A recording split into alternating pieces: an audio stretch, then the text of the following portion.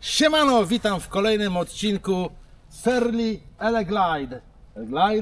Elglide, nie wiem jak to się dokładnie wymawia. Rowerek, który wpadł w moje ręce w ostatnim odcinku. Widzieliście jak do mnie przybył właśnie ten oto sprzęcik. Może pokrótce, bo ktoś może nie oglądał pierwszego odcinka, opowiem Wam co to jest za rower. Rzecz jasna, jest to rower elektryczny. Silnik 250W, generujący w piku moc 570W, bateria 36V, 15 Ah, hamulce hydrauliczne, amortyzator przedni, skok 100 mm, jest dużym skokiem i bardzo fajnie tłumi. Bardzo dobrą robotę robią te osłony, przerzutki tutaj i one powinny być w standardzie, słuchajcie, tutaj oczywiście macie je w standardzie. Bateryjka montowana jest na szynie, nie mogę Wam teraz pokazać, odpiąć, bo niestety kluczyki zostawiłem w domu, no ale to jest bardzo proste. Z tej strony mamy zamek, przekręcamy kluczyk i baterię wysuwamy. Tutaj z boku jest stan naładowania tejże baterii, ale na to nigdy się nie patrzy, to jest taki szacunek, bo to lubi przekłamywać. Tutaj z boku mamy włącz, wyłącz baterię oraz port ładowania. Oświetlenie ma tylko przednie, zintegrowane, z tyłu jest tylko odblask. Pedały, jak widzicie, platformowe, szerokie, bardzo wygodne, nie wbijają się w nogę i fajnie się trzymają buta. Wyświetlaczek taki prosty, z prostymi informacjami jak trip, czyli przejechane kilometry, z poziom naładowania, taki widzicie, taka kreska na baterii, kreski na baterii, które się zmniejszają w zależności od stopnia zużycia. 5 stopni wspomagania, prawdopodobnie będzie można to jeszcze zmienić w ustawieniach, ale nie zgłębiałem tego jeszcze. Tryb 0, możemy całkowicie wyłączyć wspomaganie. Mamy tutaj sztywny mostek, nieregulowany. Siodełko jak na moją dupę, bardzo twarde, siedzę jak na desce, chociaż widzicie jak naciskam jest mięciutkie. Ja po prostu nie jestem fanem tego typu siodełek. Słuchajcie, gripy bardzo porządne, fajnie się to trzymają, choć są tylko wciskane, w ogóle się nie obracają na kierownicy. I teraz najważniejsze, słuchajcie, rower przychodzi do Was złożony z takimi grypami i jest wspomagany na starcie tylko czujnikiem pas, czyli czujnikiem obrotów, który jest tutaj w suporcie, ale w komplecie z rowerem przychodzą do Was grypy z manetką. Tak, z manetką macie od razu w komplecie, możecie sobie opcjonalnie założyć. Dostajecie prawą z manetką, prawego gripa z manetką połówkową, czyli taką na pół jest obrót i oczywiście w tym samym designie lewego gripa. Jak ktoś lubi, ja na przykład nie lubię jeździć, ja lubię jeździć bez manetki. Jego cena jak na nasze warunki jest bardzo korzystna. Zerknijcie sobie w linka. Rama tego roweru jest bardzo fajna, zobaczcie, tutaj tak lekko pochyła, fajnie się wsiada. Nie zahaczycie jajami, nawet jak spadniecie jajami czy czymś innym, wiadomo, kobiety też jeżdżą. Silnik, zobaczcie silnik. Silnik jest wielkości troszeczkę mniejszej niż tarcza hamulcowa. Jest ekstremalnie cichy. Słuchajcie.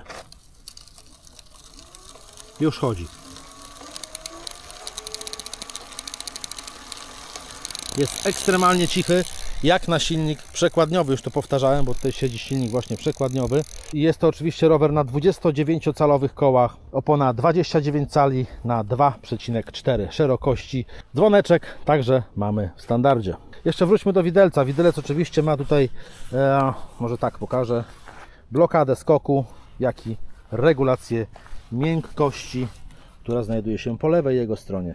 Zapomniałem o przerzutkach. Słuchajcie, są tutaj przerzutki 24 przełożenia. Mamy 8 z tyłu i 3 z przodu. Przerzutka oczywiście turnej, więc to nie jest to jest taka budżetowa przerzutka, ale jak dla mnie wystarczająca. Ja jeżdżę na tych turnejach i sobie chwalę, chociażby w tym EP2 Pro także jest turnej przerzutka i świetnie sobie daje radę. Dzięki szerokim oponom idealnie nadaje się, kurczę, do lasu. No, robią naprawdę roboty. To są klockowe opony. To te opony są na wzór tego mojego roweru, co mam, Kanca swojego. Trochę już pojeździłem rowerami różnego typu i nie spotkałem jeszcze tak cichego silnika przekładniowego, jaki jest zastosowany w tym rowerze. Nie wiem, jak im to wyszło, ale tego silnika w ogóle nie słychać. Odgłos tego silnika jest na poziomie silnika bezpośredniego, czyli to takie, wiecie, większe silniki bez przekładni w środku, one wydzielają taki tylko delikatny szumek taki, kurczę, no tu jest bardzo, bardzo podobnie, no w ogóle go nie słychać, słyszycie, no na kamerze jadę w tej chwili na wspomaganiu i go w ogóle nie słychać. Słuchajcie, teraz pod górę podjeżdżam, on chodzi pełną mocą, słychać tylko obcieranie tarczy, ponieważ jeszcze hamulcy nie wyregulowałem, ponieważ trzeba delikatną korekcję zrobić.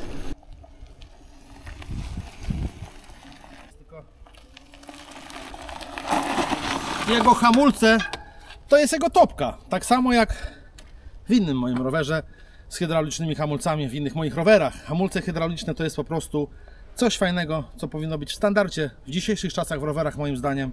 O, patrzcie, 5 stopień.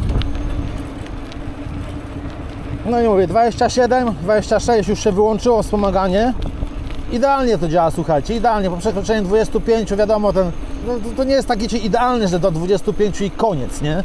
Zawsze jest ten taki przeskok tej mocy jeszcze, ale czuć, że rower nie wspomaga od 25, już to się stopniowo wyłącza, a właściwie to wcześniej się wyłącza. Dla kogo jest ten rower? Ten rower jest dla ludzi, którzy lubią jeździć trochę po mieście, trochę w terenie, albo dojeżdżają do pracy, tak jak ja, bo jak ja do pracy jeżdżę po drogach utwardzonych, częściowo po lesie. Idealnie się sprawdzi do miasta ten rower. Słuchajcie, teraz 5 stopień wspomagania, zobaczcie. Czy słyszycie silnik? W ogóle go nie słychać. I to jest, kurde, zajebista zaleta tego silnika. No pierwszy raz z takim czym się spotykam.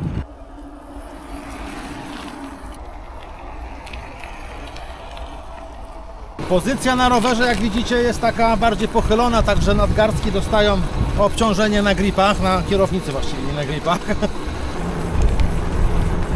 Znalazłem ustawienie prędkości, to jest P3.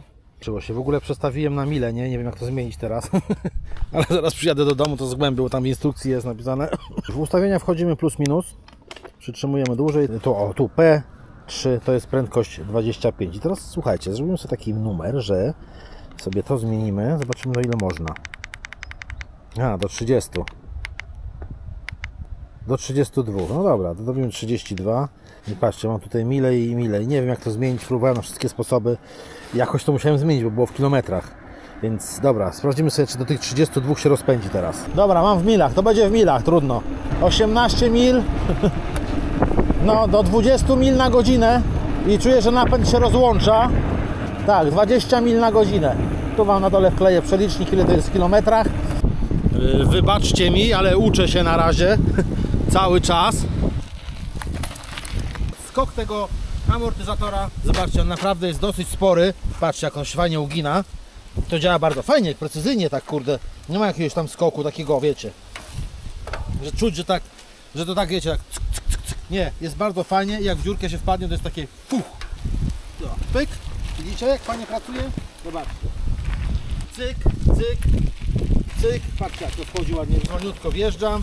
Dzięki właśnie temu 100 mm skoku jest bardzo, bardzo fajnie, to fajnie wybiera. Dzięki takiemu czemuś możecie przez dziurki takie nawet głębokie, czasami nie da się ominąć, po prostu wjechać, tylko unieście się na dupie i będzie dobrze. Lecimy dalej! Dobra, teraz pokażę wam irytujący dźwięk, jak zlikwidować w rowerze. To w każdym rowerze praktycznie, który ma hamulce tarczowe, czy to hydrauliczne, czy mechaniczne. Mniej więcej tak samo się robi. W mechanicznym troszeczkę tam jeszcze inaczej, ale ja wam pokażę przy hydraulicznym. Chodźcie tutaj. Odkręcamy tutaj, pokaż Maja. Mamy tutaj śrubeczki, tu i tu. Tutaj są takie fasolki, gdzie ten cały zacisk po prostu tak pracuje. I teraz sobie luzujemy. O, widzicie? On jest teraz luźny. Ma być bardzo luźny. O, coś takiego. I teraz najlepiej sobie unieść, przekręcić trochę koło. O, to jest taki dźwięk, przybliż tutaj. Taki dźwięk możecie mieć, jak macie źle wyregulowane hamulce, nie? I teraz, gdy tak rower się obraca, naciskamy klamkę hamulca. Trzymamy ją na zablokowanym, możemy sobie opuścić rower. I w tym momencie dokręcamy właśnie cały zacisk. Widzicie? Jeszcze trzeba nacisnąć hamulec, żeby się klocki po prostu ułożyły tak jak należy. Nie ma nic. Jest cichutko. Znikł ten irytujący dźwięk obcieranej tarczy o klocek.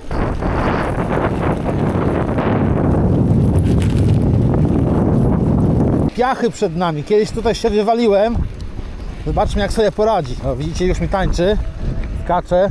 Maja to przejedzie bez problemu, bo jedzie fatem. No ja też w sumie, zobaczcie. Trochę potańczył, ale przejechałem. To zaleta tych opon 2,4 cala szerokości. Ale posłuchajcie, no kurde. Słyszycie silnik? No w ogóle go nie słychać. Teraz jadę po takim terenie, że klocka nie słychać. Słuchajcie. Nic.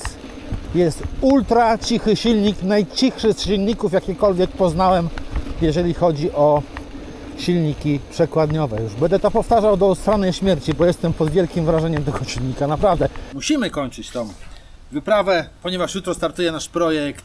7 dni w busie, jadę z dwójką dzieci i 7 dni nocujemy w busie, jadąc w Polskę. Co po tej krótkiej jeździe, jakie podsumowanie, plusy i minusy? Zacznijmy od plusów. To jak już mówiłem, to właśnie te opony. To raz. Druga sprawa, ten wspaniały amortyzator od skoku 100 mm naprawdę świetnie sobie daje radę. Hamulce hydrauliczne, tarczowe, niehałasujące, po prostu świetnie zatrzymują ten rower. No i silnik, ultra cichy silnik jak na chińskie budżetowe rowery. Jeszcze nie spotkałem tak cichego silnika, naprawdę, wierzcie mi.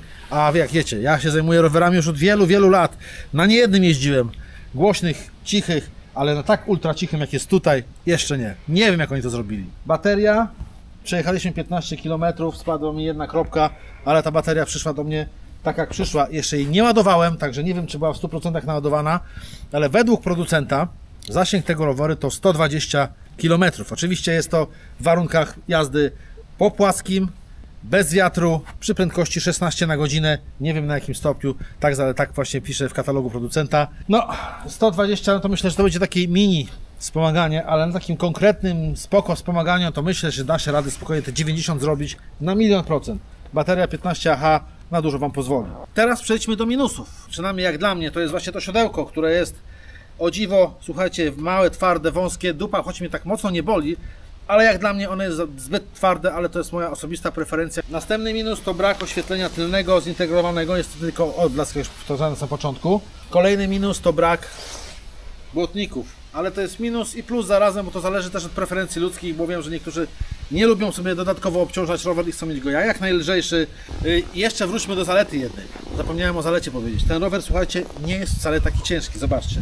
Ja go biorę tak, uniosę sobie w dwie ręce, także jak ktoś mieszka w bloku, na pewno jest cięższy niż zwykły rower, tradycyjny, tak można powiedzieć, ale jak na elektryka jest naprawdę lekki. Jeszcze jak wyciągniecie bateryjkę, która waży z 5 kg przynajmniej 5 kg, bez problemu wniesiecie go na 5. piętro, nawet po schodach.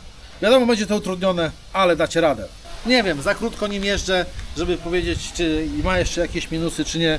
Na plus jeszcze to te właśnie pedały platformowe, które naprawdę świetnie się sprawdzają. Można na tym rowerze stanąć, jak widzieliście, jak się przejeżdża przez jakieś większe nierówności.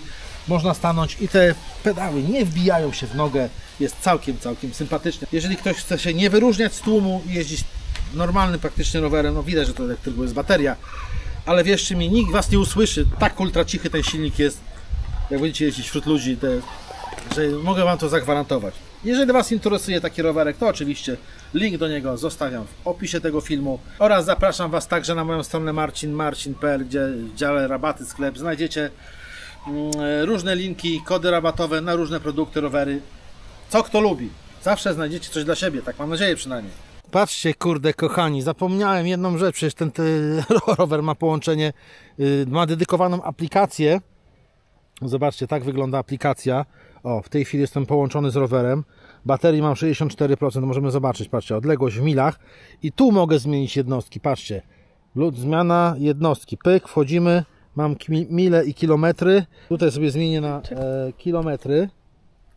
O, mam już kilometry, widzicie? Zapomniałem kompletnie, że jest dedykowana aplikacja. Tak, właśnie, budżetowy rower chiński i macie dedykowaną aplikację do tego roweru. Witam na mojej górce testowej. Przejedziemy się tym maszynką. Maja, pokaż tam góreczka, moja klasyczna góreczka testowa, w której testuję podjazdówki rowerowe i zrobimy to też tym razem. Dobra, słuchajcie, będę jechał.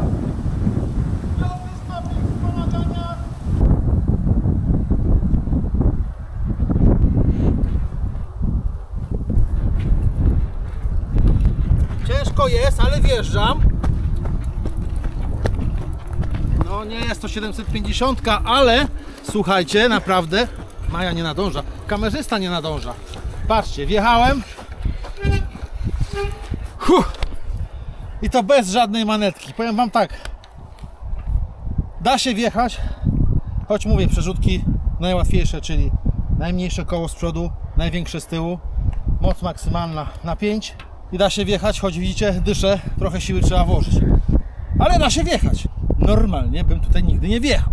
W tym rowerze troszeczkę inaczej włącza się funkcję podprowadzania i tu jest jej minus, bo w innych rowerach, w innych sterownikach jest tak, że przytrzymujemy minus i załącza się funkcja podprowadzania roweru, czyli delikatnie koło kręci się z prędkością na chyba 5 czy 6 na godzinę, żebyście mogli pod górkę delikatnie rower podprowadzić sobie bez wkładania siły własnej. Tutaj jest trochę inaczej, włączamy funkcję podprowadzania i puszczamy wszystko i dalej ona jest. Dalej ona funkcjonuje, koło się dalej kręci, to jest głupie moim zdaniem. I wyłącza się je poprzez naciśnięcie hamulca. Patrzcie. Przytrzymujemy przycisk, ten tutaj na dole, pokaż Maja. Ten tutaj, gdzie się załącza światła, oświetlenie roweru. Przytrzymujemy. No i zobaczcie, po prawej stronie stopa się pojawił taki symbol stopy. I zobaczcie. I cały czas koło się kręci, mimo że ja tutaj nic nie trzymam. To jest taki mały minus. Oczywiście siła jest niewielka, bo zobaczcie, bo ten rower sobie tak jedzie. No, wjeżdża sobie.